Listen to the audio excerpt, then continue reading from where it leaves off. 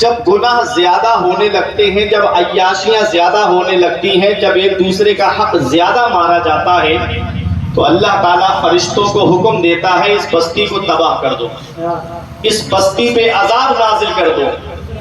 فرشتے عذاب دینے کے لیے آ رہے ہوتے ہیں تو صبح کو چھوٹے چھوٹے بچے، کوئی قاعدہ بغدادی سینے سے لگا کر کے، کوئی یسن القرآن سینے سے لگا کر کے، کوئی عمہ کا پارہ سینے سے لگا کر کے، کوئی پہلا پارہ، کوئی قرآن شریف سینے سے لگا کر کے مسجد یا مدرسے کی طرف پڑھنے کے لیے جاتا ہے۔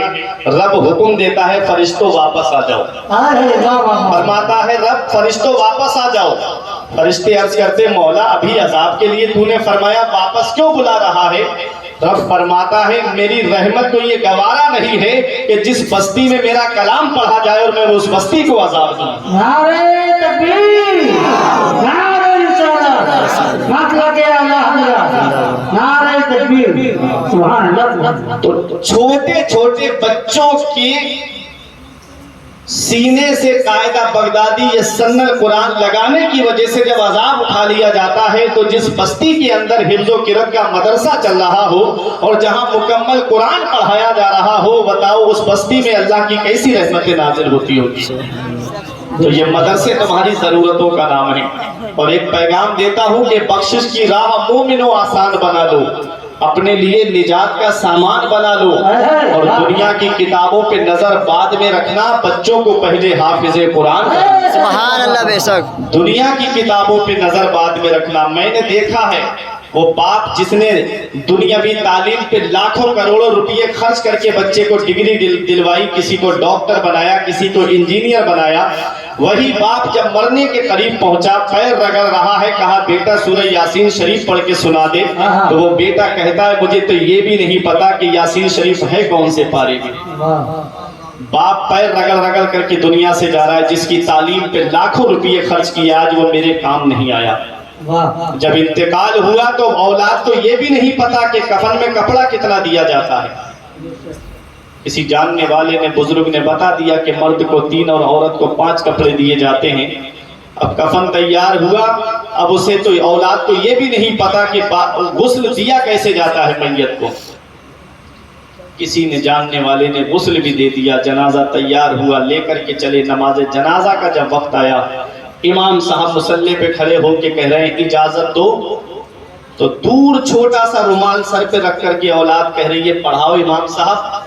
اب بتاؤ باپ کے جنازے میں بھی جو اولاد شامل نہ ہو پائی، جو اپنے باپ کو محبت سے غسل نہ دے پائی، جو اولاد اپنے باپ کو کفن تک نہ پہنا پائی، وہ اولاد جس کے لیے باپ نے اپنی زمین بیچ کر کے ڈگری دلوائی، جس کے لیے پورے دن کھیتوں میں کام کر کے باپ نے اس اولاد کو پڑھایا لکھایا، مرنے کے وقت کیا وہ اولاد کام آئی؟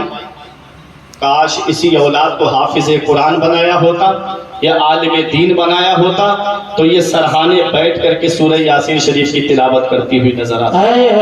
یہی اولاد اپنے باپ کو غسل دیتی نظر آتی اور مصلی پہ کھڑے ہو کر کے نماز جنازہ پڑھاتی، اور اس کے بعد میں یہ دعا کرتی اللہم ربنا اغفر لی ولوالدی وللمؤمنین یوم یقوم الحساب، اے اللہ مجھے بخش دے اور میرے ماں باپ کو بخش دے اور تمام مومنین کو بخش دے۔ مرنے کے بعد کی فکر کرو، اولاد کو اس حال میں چھوڑ کر جاؤ کہ جب ادھر جنازہ اٹھے تو وہ بٹوارے کی لڑائی نہ کریں، بلکہ سرحانے بیٹھ کر کے قرآن کی تلاوت کرتے ہوئے نظر آئے۔ اگر اللہ نے 5 بیٹے دیے ہیں تو ایک بیٹے کو عالم یا حافظ ضرور بنانا، ورنہ کوئی قبر پہ قرآن پڑھنے والا تک نصیب نہیں ہوگا۔ یہ دنیا چند دن کی ہے، یہ چند باتیں آئیں جو میں نے آپ کے سامنے پیش کر دی۔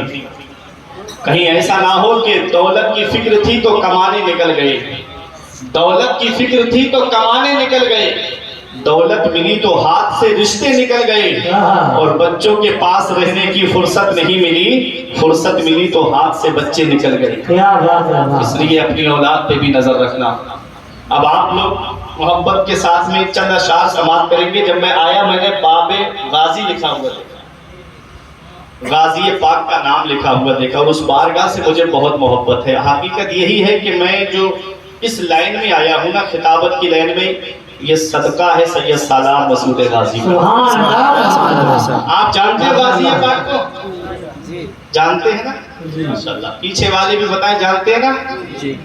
दिल अपना लुटाना है गाजी तेरी चौखट पर, दिल अपना लुटाना है गाजी तेरी चौखट पर, दिल अपना लुटाना है गाजी तेरी चौखट पर, हर उर्स में आना है, हर उर्स में आना है गाजी तेरी चौखट पर, हर उर्स में आना है गाजी तेरी चौखट पर, हिंदू हो कि मुस्लिम हो अपना हो पराया हो, हिंदू हो कि मुस्लिम हो अपना हो पराया हो, महरूम नहीं कोई, महरूम नहीं कोई गाजी तेरी चौखट पर, महरूम नहीं कोई गाजी तेरी चौखट पर। और आपने उस बारगाह में हाजिरी दी है, बहुत बड़ी बारगाह है। हजरत मखदूम अशरफ जहांगीर सिमनानी जिनका मज़ार की छौचा शरीफ में है, जब गाजी पाक के आस्थाने पे हाजिरी देने के लिए आए तो आप फरमाते हैं कि एक दिन ऐसा मेरे मुकद्दर ने साथ दिया कि मैं था, सैयद अफजलुद्दीन अबू जाफर अमीर माह थे और खिज़्र अलैहिस्सलाम थे और चौथे हजरत सैयद सालार मसूद गाजी। कहते हैं कि मैंने खिज़्र अलैहिस्सलाम को जितना गाजी पाक के आस्थाने पर देखा, फरमाते हैं मैंने एक दिन में उनको 70 मरतबा उस आस्थाने पे हाजिरी देते हुए देखा। फिर फरमाते हैं कि जो उनके आस्थाने पर जाए उसको चाहिए कि आधा घंटा या 40 मिनट जरूर ठहरे, क्योंकि हर आधे घंटे के बाद वहां पर खिज़्र अलैहिस्सलाम की हाजिरी होती है। पहचानोगे नहीं, जानोगे नहीं, लेकिन उनके दामन की हवा तो लग जाएगी, वही कयामत में हमारे लिए बख्शिश का जरिया बन जाएगा। तो आप जब दरवाजे पे दरगाह में हाजिरी देने के लिए जाएंगे तो एक दरवाजा आएगा जिसको नाल दरवाजा कहते हैं। अभी तक आपने तवज्जो नहीं दी होगी, चूम के आगे निकल गए होंगे। अब जब आप जाएं तो उसमें गौर से देखिएगा, कोई ऐसा सिक्का नहीं है जो उस चौखट में लगा हुआ नहीं। अब उसी को शायर ने शेर में बयान किया है, मोहब्बत के साथ समाप्त करें। सोने से जड़ी चौखट, चांदी से जड़ी चौखट, सोने से जड़ी चौखट, चांदी से जड़ी चौखट, हर एक खजाना है, हर एक खजाना है गाजी तेरी चौखट पर, हर एक खजाना है गाजी तेरी चौखट पर। और आखिरी शेर पेश कर रहा हूं, समाप्त करें। गाते बहुत आपने सुनी है, मनकबतें सुनी है, बस हुसूल बरकत के लिए मैंने ये शेर पढ़े। उस आस्थाने पे जब भी आप हाजिरी देने जाएंगे वहां पर आपको भीड़ मिलेगी, अब तो और ज्यादा भीड़ है। उस आस्थाने की ये खासियत है,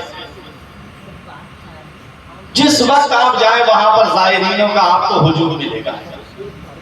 और गाजी पाक किसी का चेहरा देख कर नहीं देते हैं, बिला तफरीक मजहब व मिल्लत हर एक की झोली मेरे गाजी पाक है। और उस आस्थाने पे शिफा पाने वालों की लिस्ट मैंने देखी تو اس لسٹ میں نے مسلمانوں سے زیادہ غیر مسلموں کے نام دیکھے تھے۔ یہ وہ بارگاہ ہے سید سالار مسعود غازی کی، زمین ہند پر تیرا بڑا احسان ہے غازی، یہاں کے ذرے ذرے میں تیرا فیضان ہے غازی، جناب خضر کو دیکھا ہے اکثر تیری گلیوں میں، نہ جانے کس بلندی پر تیرا دربار ہے غازی۔ اور اذانیں ہوں، نمازیں ہوں، مساجد ہوں، مدارس ہوں، یہاں جو کچھ بھی ہے تیرا ہی تو فیضان ہے غازی۔ بہت بڑی بارگاہ ہے، حضور غوث اعظم سے تقریباً 65 سال پہلے پیدا ہوئے سید سالار مسعود غازی۔ مرتبہ اپنی جگہ، شان اپنی جگہ، پیدائش کے اعتبار سے بول رہا ہوں کہ 65 سال پہلے غوث اعظم سے پیدا ہوئے اور غریب نواز سے تقریباً 132 سال پہلے پیدا ہوئے ہیں۔ غریب نواز کے ہندوستان میں آنے سے پہلے 100 سال پہلے اس ہندوستان کی سرزمین پہ اسلام کا جھنڈا سید سالار مسعود غازی نے گاڑ دیا، وہ ہے سید سالار مسعود غازی۔ کم ہوتے نہیں دیکھی جو رکتے نہیں دیکھی، کم ہوتے نہیں دیکھی جو رکتے نہیں دیکھی، وہ بھیڑ ہے منگتوں کی، وہ بھیڑ ہے منگتوں کی، غازی تیری چوکھٹ پر وہ بھیڑ ہے منگتوں کی، غازی تیری چوکھٹ پر۔ درود پاک پڑھیں، اللہم صلی علی سیدنا و مولانا محمد المبارک وسلم، صلاۃ و سلام علیکہ یا رسول اللہ صلی اللہ تعالی علیہ وسلم۔ ہر دور میں انسان کی مرضی نہیں چلتی، ہر دور میں انسان، بھائی آپ کے کام آئے گا شعر، ہر دور میں انسان کی مرضی نہیں چلتی، چلتی ہے جب اس کی تو کسی کی نہیں چلتی۔ ہر دور میں انسان کی مرضی نہیں چلتی، چلتی ہے جب اس کی تو کسی کی نہیں چلتی۔ چلتے ہیں فقیروں کے اشاروں پہ شہنشاہ، شاہوں کے اشاروں پہ فقیری نہیں چلتی۔ چلتے ہیں فقیروں کے اشاروں پہ شہنشاہ، شاہوں کے اشاروں پہ فقیری نہیں چلتی۔ میں نے قرآن مقدس کی جس آیت کریمہ کی تلاوت کرنے کا شرف حاصل کیا، پروردگار عالم قرآن مجید میں ارشاد فرماتا ہے، یا ایھا الذین آمنوا، اے ایمان والو۔ مفسرین کرام فرماتے ہیں پورے قرآن میں اللہ نے جہاں جہاں یا ایھا الذین آمنوا فرمایا ہے، وہاں وہاں مدینے والے مصطفیٰ کی امت مراد ہے۔ پورا قرآن پڑھ کر کے آپ دیکھیں جتنے پیارے لقب سے اللہ نے اپنے محبوب کی امت کو پکارا ہے، اتنے پیارے لقب سے اللہ نے کسی پیغمبر کی امت کو نہیں پکارا۔ آپ دیکھو قرآن میں اللہ نے بنی اسرائیل کو پکارا تو فرمایا یا بنی اسرائیل، اے بنی اسرائیل۔ اللہ نے قوم نوح کو پکارا تو فرمایا یا قوم نوح۔ اللہ نے جب قوم عاد کو پکارا تو فرمایا یا قوم عاد، کہیں فرمایا یا قوم سمود، کہیں فرمایا اصحاب الاخدود، کہیں فرمایا اصحاب ایکا۔ کسی کو بستی کے نام سے پکارا، کسی کو کھائی کے نام سے پکارا، کسی کو اس کے پیغمبر کے نام سے پکارا، کسی کو اس کی بستی کے نام سے پکارا۔ لیکن قربان جاؤ اپنے نصیبے پر، اللہ نے جب اپنے محبوب کی امت کو پکارا تو فرمایا یا ایھا الذین آمنوا، اے ایمان والو۔ آمنو میں 4 حرف ہیں، پہلا حرف ہے حمزہ، دوسرا حرف ہے میم، تیسرا حرف ہے نون، چوتھا حرف ہے واو۔ جس کو آپ حمزہ جو میں نے بولا ہے آپ کہتے ہوگے وہ تو الف ہے، حالانکہ یہ علماء کرام جانتے ہیں الف اسے کہتے ہیں جس پر کوئی حرکت نہ آئے، زبر زیر پیش میں سے کوئی حرکت آ جائے تو وہ حمزہ ہو جاتا ہے۔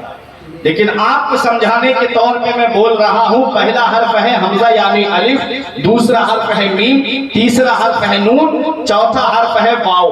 آمنو ایمان والوں کی پہچان، یہ چاروں حرف ہم کو الگ الگ کرا رہے ہیں، چاروں حرف ہم کو الگ الگ پیغام دے رہے ہیں۔ حمزہ الف کہہ رہا ہے اللہ کو مانو، میم کہہ رہی ہے محمد الرسول اللہ کو مانو، اور نون کہہ رہا ہے سارے نبیوں کو مانو، اور واو کہہ رہا ہے سارے ولیوں کو مانو، تبھی آپ کا ایمان مکمل ہوگا۔ तभी आपका ईमान मुकम्मल होगा। अब अपने जहन को करीब करो, आगे रब फरमाता है अतीउल्लाह, अल्लाह का कहना मानो, अल्लाह की फर्मा बरदारी करो, व अतीउर रसूल, और रसूल का कहना मानो, रसूल की फर्मा बरदारी करो। अब जरा अपने दिल पे हाथ रख कर के मुझको बताना, क्या हम वाकई अल्लाह का कहना मान रहे हैं? क्या हम वाकई रसूलुल्लाह का कहना मान रहे हैं? अगर आज हम अल्लाह का कहना मानते होते तो हमारी मस्जिदें सूनी नहीं होती, हमारी मस्जिदें वीरान नहीं होती। आज हमने सिनेमा हॉल आबाद कर दिए, आज हमने हर घर को सिनेमा हॉल बना दिया है। और हमारी मस्जिदों का हाल देखो, ये मुसलमान का हाल है कि एक चांद देख करके मस्जिद में आता है और दूसरा चांद देख करके मस्जिद से चला जाता है, फिर वही 5 वक्त नमाजी रह जाते हैं। ऐ मेरे प्यारे मुसलमानों, अल्लाह ने तुम्हें दुनिया में किस लिए भेजा? अल्लाह ने तुमको दुनिया में अपनी इबादत के लिए भेजा है। रब फरमाता है वमा खलक़तुल जिन्ना वल इंसा इल्ला लियअबुदून, हमने जिन्नात और इंसान को सिर्फ अपनी इबादत के लिए पैदा फरमाया है। कभी आपने सोचा कि बगैर नमाज पढ़े आप सो गए और आंख कब्र में जाकर खुली तो फिर कौन है जो तुम्हारे काम आएगा? बगैर नेक काम करे दुनिया से चले गए और आंख कब्र में जाकर के खुली तो कौन है जो तुम्हारे काम आएगा? आला हजरत फरमाते उनको रहम आए तो आए, वरना वो करीब मार है क्या होना है, छुप के लोगों से किए जिसके गुनाह वो खबरदार है क्या होना है। कल तो दीनार का दिन है और यहाँ आंख बेकार है क्या होना है।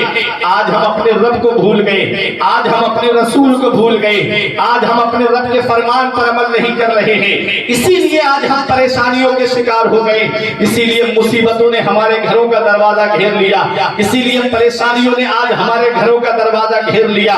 वरना वो मुसलमान कौम मैदान बद्र में 313 है तो 1000 को जिन्होंने धूल चटा दी, मैदान उहुद में 1000 है, 10,000 काफिरों को जिन्होंने धूल चटा दी, और मैदान करबला में सिर्फ 22,000 के दांत खट्टे कर दिए। तुमने देखा नहीं मुसलमान की शान ये है, जंग यरमूक में सिर्फ 60 मुसलमान थे और 60,000 के छक्के छुड़ा दिए।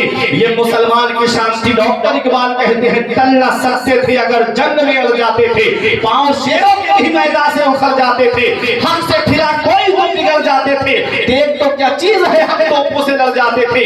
ये मुसलमान की शान थी, ये मुसलमान का हाल था। लेकिन आज जब से हम रसूलुल्लाह की शरीयत से दूर हो गए, तब से हम रसूलुल्लाह के फरमान पे अमल करना हमने छोड़ दिया है, तभी से हम परेशानियों के शिकार हो गए, तभी से हम मुसीबतों के शिकार हो गए। आज परेशानियों ने हमारे घरों का दरवाजा देख लिया, आज जो मुसीबतें हमारे ऊपर आ रही हैं, आज जो परेशानियां हमारे ऊपर आ रही हैं, क्या इसके बारे में भी नबी ने कुछ बताया है? 1450 साल पहले मदीने वाले मुस्तफा ने आज का हालत बयान फरमाया है। आओ मैं आपको हदीस पाक सुनाता हूँ, कोई बात कुरान और हदीस से हटकर नहीं करूंगा।